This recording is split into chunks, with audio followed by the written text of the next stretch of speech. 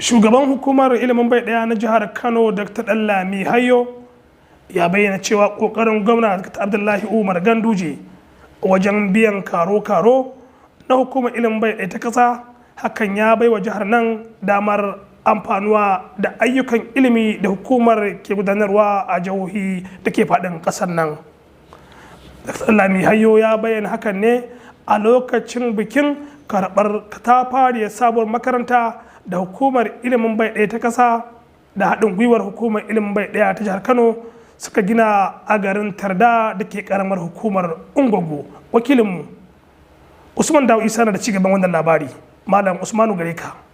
Dr. Ɗanlami Hayyo ya ƙara da cewa sabuwar makarantar wadda ita ce irin ta tilo ce a nan Kano, kuma an tsara ta don ba da ilimin kimiyya da fasaha ga ɗaliban jihar Kano. Ya ƙara da cewa bisa cewar gwamna Dr. Abdullahi Umar Ganduje aka zaɓi inda ya kamata a gina wannan katafariyar makaranta ta musamman. Shugaban hukumar ya bayyana cewa an tanadi dukkan kayan aiki da ake bukata don fara karatu a wannan makaranta. Sai ya gode wa gwamna Dr. Abdullahi Umar Ganduje bisa tsayuwa domin ganin an fara karatu a wannan makaranta. To alhamdulillah, wato ba abin da za mu ce sai farin ciki, duba da babu wanda zai fi ni farin ciki saboda abinda na kyankyasa yau kuma gashi har ya zo ya zama abinda za a fara amfana, to ka gani ne zan fi kowa farin ciki. Sannan mutanen duk wannan kwamitin ba za su san girma da mahimmancin abinda aka kawo musu wannan ba sai watakila bayan bana nan matukuna. Dr. Hayyo ya ce makarantar ta kunshi ajujuwa da ɗakunan gwaje-gwaje da gidajen malamai da sauran abubuwan da ake bukata domin samun nasarar karatu a makarantar. A nasa jawabin, shugaban hukumar ilimin bai ɗaya ta ƙasa Dr. Hamid Boboyi, wanda ya samu wakilcin babban jami'in hukumar Abubakar Musa Umar, ya ce gwamnatin tarayya ta zaɓi gina wannan katafariyar makaranta domin ci gaban ilimi a jihar Kano da ma ƙasa baki ɗaya, a yadda ya fatan za a yi amfani da ita kamar yadda ya kamata.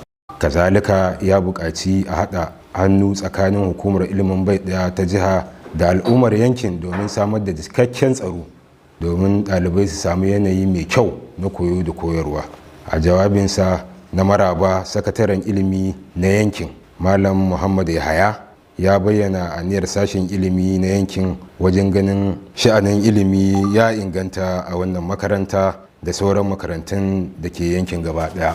Mai garin Tarda Malam Garba Usaini ya gode wa gwamnan Kano Dr. Abdullahi Umar Ganduje bisa salewa da yi aka gina wannan makaranta, sai alwashin ci gaba da bayar da haɗin kai ga tsare-tsaren samar da ilimi a yankin da jiha baki ɗaya. Wannan rana tana ɗaya daga cikin ranakun da ba za mu taɓa manta da su ba iya tsawon tarihin kafuwar wannan gari da rayuwarmu baki ɗaya, domin aiki ne katafare wanda ya jawa garin martaba da ɗaukaka, wanda na tabbatar wannan gari ya shiga idon duniya yanzu ta fuskar aikin alkhairin da ya samu.